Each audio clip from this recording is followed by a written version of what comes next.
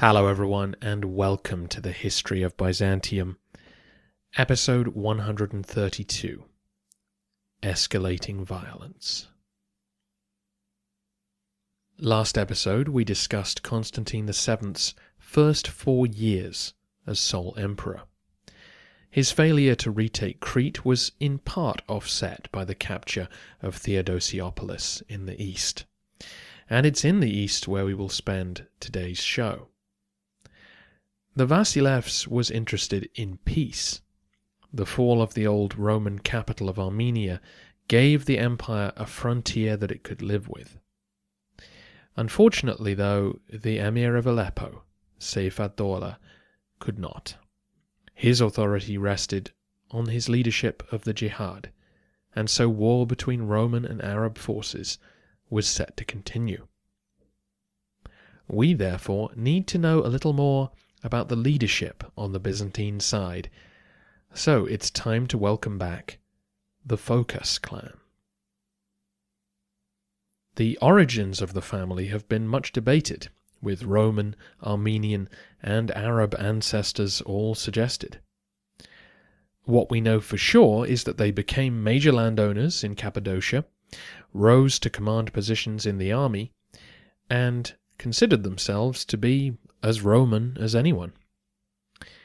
During the end of the century, I talked about the text On Skirmishing. This is the military manual which Nikephoros Phokas will commission once he's in charge of the army. It was one of the sources for the House of War episode, where I described a theoretical ambush on an Arab raiding party. In it, the author sets out the tactics which should be used to combat enemy forces raiding Anatolia. One of the comments in this work is that Armenian soldiers are inadequate. The author claims that they are generally lazy and unreliable and need to be monitored if given important responsibilities. This racial profiling is entirely in keeping with traditional Roman snobbery. So we don't get a sense that the Phokads, as the leading magnate family on the Eastern Front, had an entirely different outlook from those back in Constantinople. Given that they had plentiful lands and herds to protect, it's no surprise that the family rose to dominate the Eastern armies. They had a vested interest in gaining power and marshalling the local people to defend their assets. The Phokads trained their sons to ride and lead, local boys were recruited to form their retinues, and the first Phokas strategos appeared in the historical record in 872. It was that man's son, named Nikephoros, who became the empire's senior commander in the reign of Leo VI.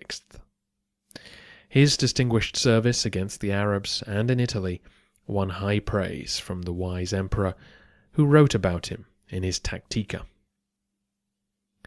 Nikephoros had 2 sons, Leo and Bardas.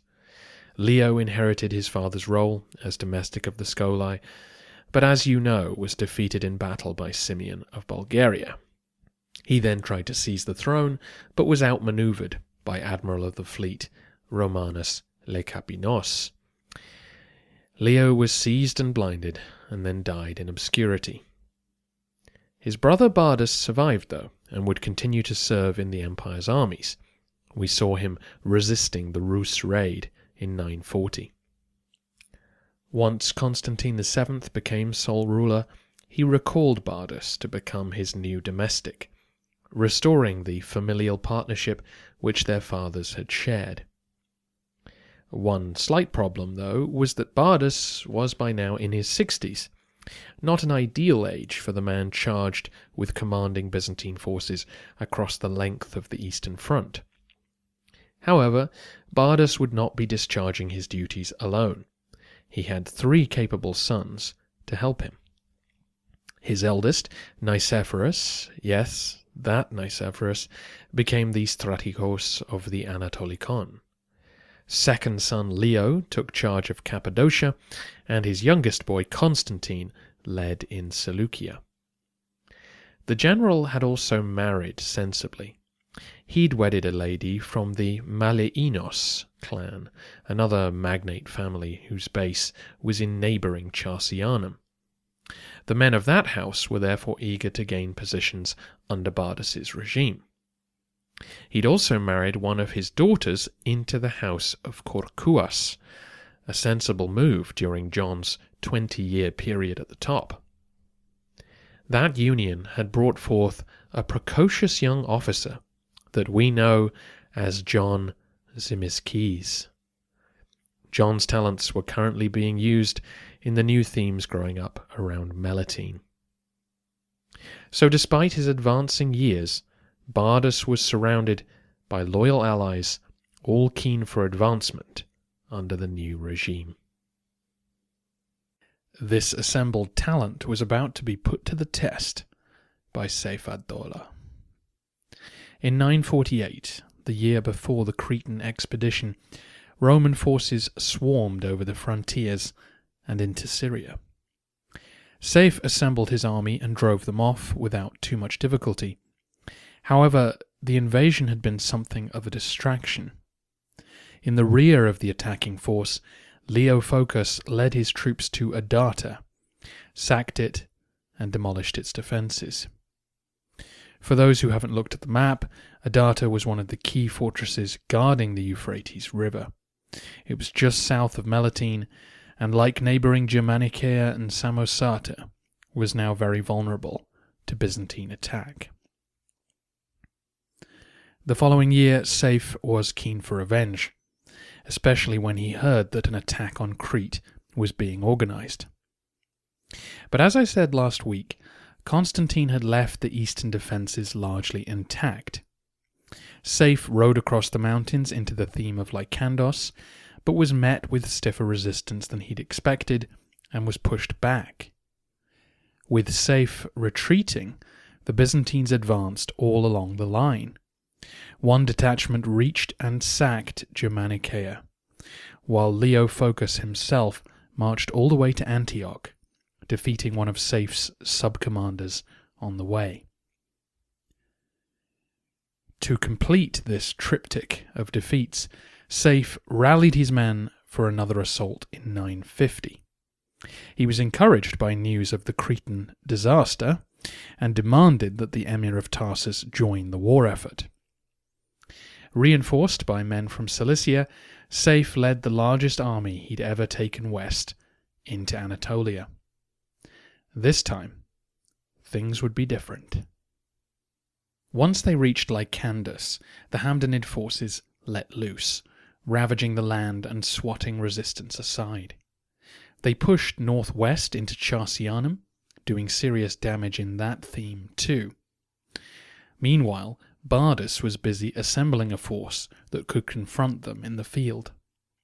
Eventually, the two sides met in the valley of the Lycus River in the Armeniacon theme. As he was to repeatedly prove, when it came to pitched battles, Sayf was a dangerous man. Bardas was outmaneuvered and outgunned.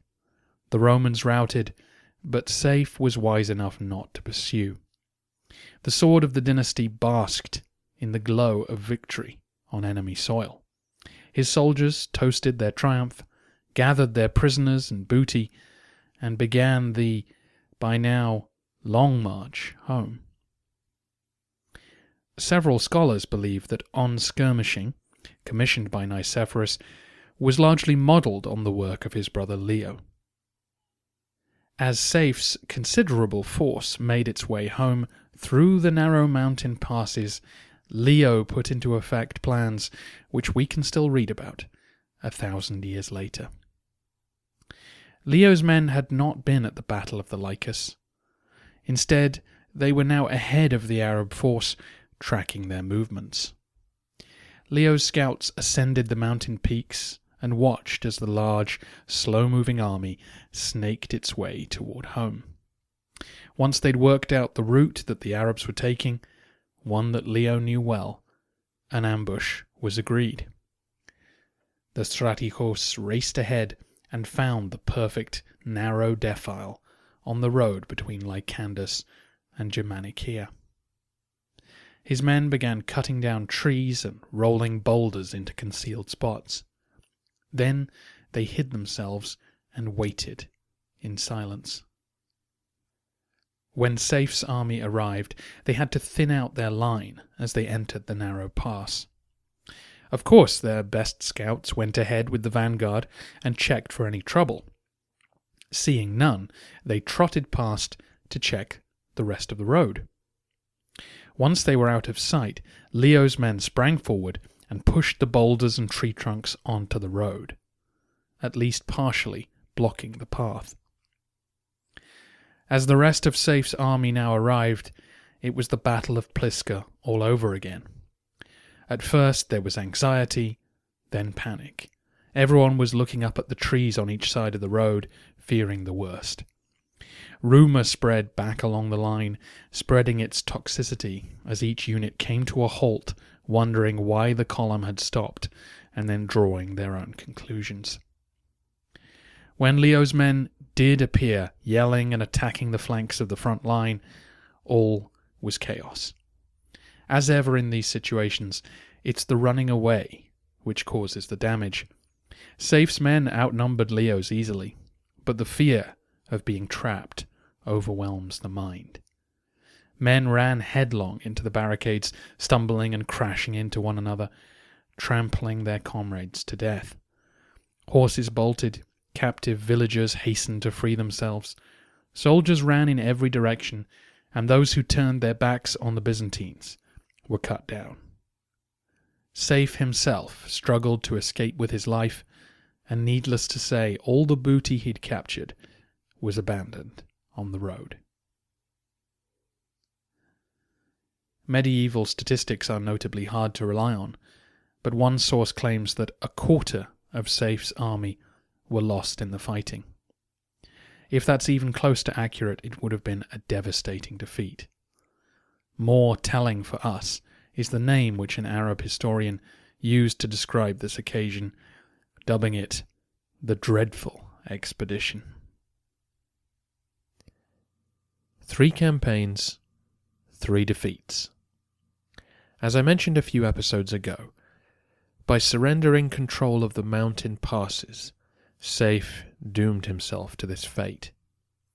Even when he was strong enough to rout the Romans on their own turf, he still had to make it back through their territory. That was the key change over the past century.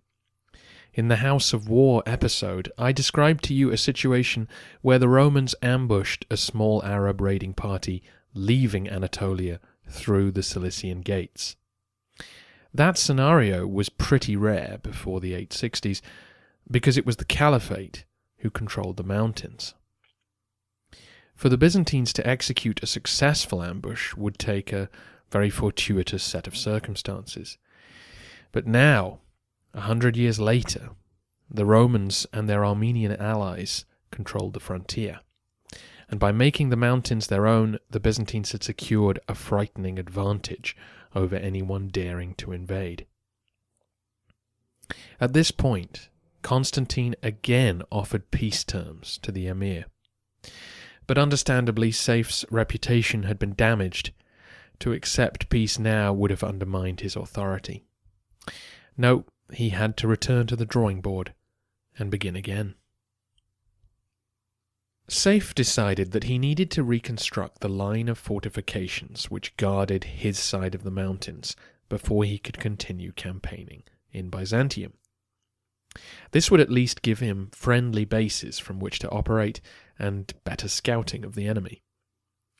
He spent 951 gathering supplies and recruiting masons, and then in 952 he dispatched them to Germanicia, Adata, and Samosata. Each was to receive new walls and ditches along with fresh garrisons. Phokas Phokas decided to lead an army in person to disrupt these plans. But Sayf was well prepared. When the domestic appeared, the Hamdanid forces repulsed him decisively. This was a cause for concern.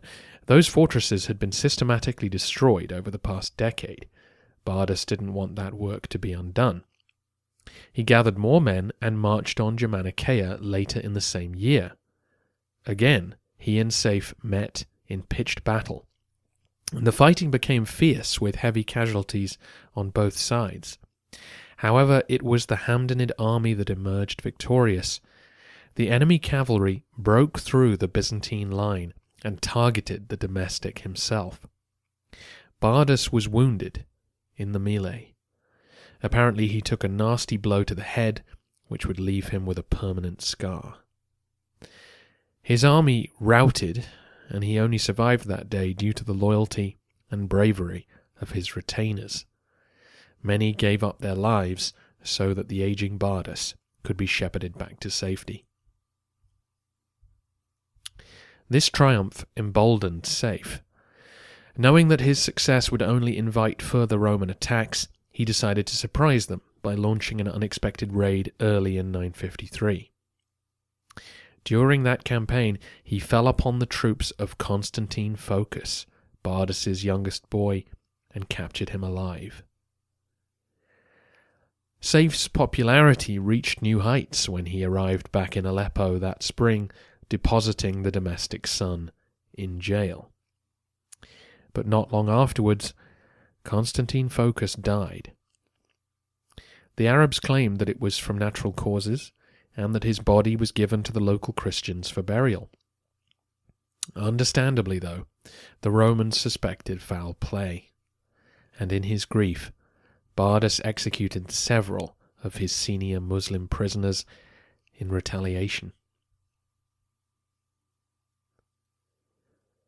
On both sides of the border, this was a significant moment. Perhaps the best way of illustrating the situation is to tell you that upon learning of Constantine's imprisonment, the Emir of Tarsus again asked Sayf to offer peace to the Romans. He knew that escalating this war into a blood feud would inevitably lead to attacks on Cilicia. His position was vulnerable, and in Sayf's great coup, he saw no good news. In Constantinople, too, the emperor must have sighed heavily on hearing the news that his domestic son had been captured by the enemy. Many in the palace had read dispatches from the front and had their view confirmed that peace was the only way forward.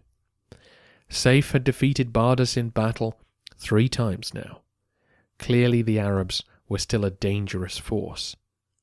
More conflict will only bring more defeat. But now? Now honour demanded campaigns of vengeance. The Phokas family had suffered a dishonour in seeing their youngest son captured. The emperor knew that he could not reasonably expect them to swallow this and negotiate for peace. Historian Mark Whitto comments that the capture of Constantine Phokas led to an escalating level of violence that it was difficult to get out of without politically damaging loss of face. Remember that on the other side of the line, Sayf was making great political capital out of his success. You can imagine how his reputation would have been enhanced amongst the average Muslims of the region. All they had known for the past half-century was political disintegration and the worrying news that the Christians were advancing in the borderlands. Just as the Orthodox saw defeat as a sign from God, the Muslims of Syria began to wonder what they were being punished for when Melitene fell. Now it seemed Sayf was pleasing to God's eyes, and all would be right again. In 954, the patched-up Bardas made one last attempt to stop Sayf from finishing his refurbishment of the border defences. He was again defeated. Sayf completed his project and installed troops along the line. Back on the Bosphorus, the Vasilevs decided that time had come for a change. If Sayf was going to continue to prosecute this war, then the Romans would have to target his power base. They had spent decades on the capture of Melitene, and they weren't going to risk losing it by allowing Sayf to stand against them. In addition, Bardas's defeats were tarnishing the emperor's reputation, which was still recovering from the failure to retake Crete. In order to take the war to Aleppo, more resources were needed, and a new strategy had to be devised, and that meant new leadership. Bardas, now well into his 70s, was ushered into retirement. He was to be replaced as domestic by his eldest son, Nikephoros. Nikephoros Phokas, or Nikephoros Phokas as I will call him, is of course one of the most memorable characters from all of Byzantine history.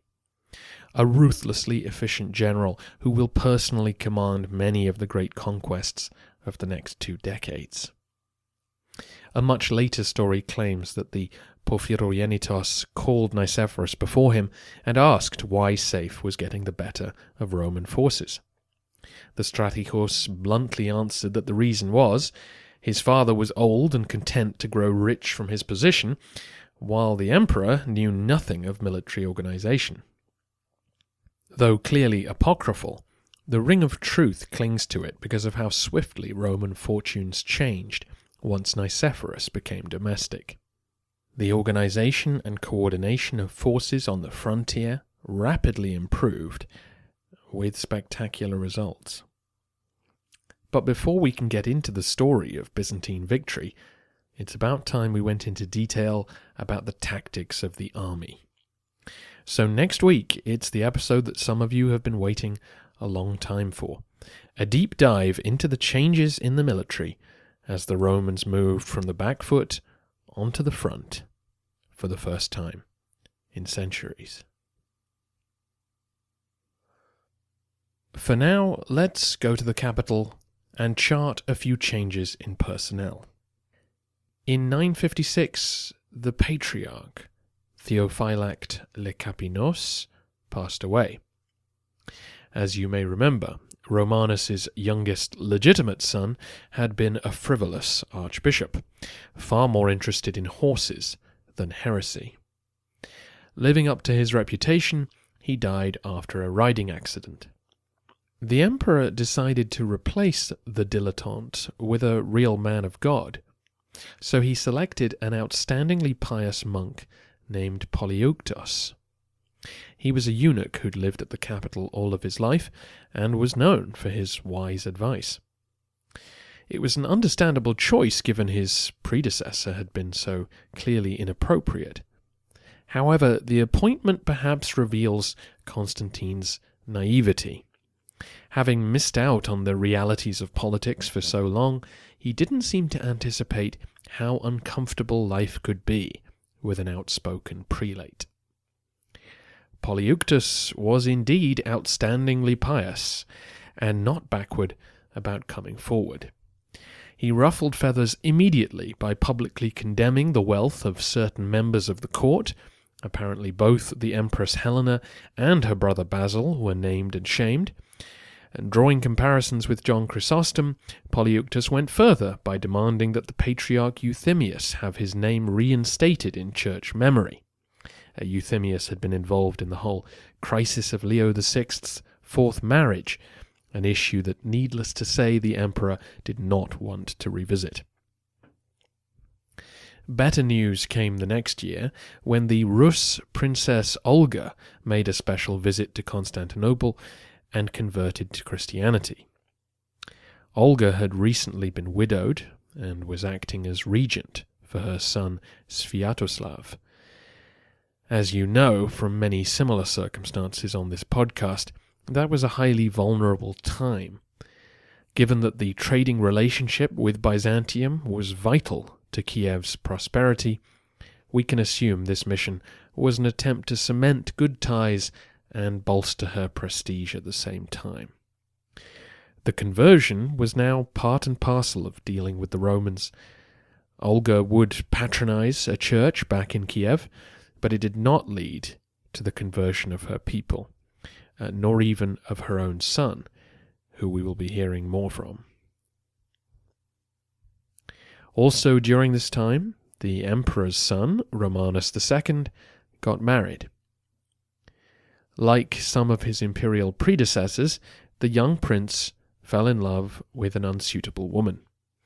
Allegedly a tavern owner's daughter, though that may just be a slur. As you know, Basil and Leo had fallen out over a similar issue, as had Irene and Constantine VI. Given his own background, it's perhaps not surprising that the Porphyrogenitos was more lenient with his own son. He decided not to stand in his way, and Romanus married the girl in 956. Warren Treadgold says the bride took the name of Leo VI's first wife, Saint Theophano, whom she in no way resembled. The emperor's laissez-faire approach was rewarded handsomely when Theophano gave birth to a healthy baby boy 2 years later. Doubtless the emperor had a hand in the naming. His own son had been forced to bear the moniker of the head of the Lecapinae household, whereas this boy would be named Basil, after the founder of the Macedonian dynasty. And yes, this is the Basil, Basil II. He was followed, 2 years later, by another boy, Constantine, who would grow up to become Constantine VIII. That's it for today. Thanks again to all of you who have bought the fundraising episode, and especially those who gave extra. I'm hugely grateful, and so far it's all good news. Next time, we investigate the army which Nikephoros will recruit to march over the mountains and destroy the armies of jihad for good.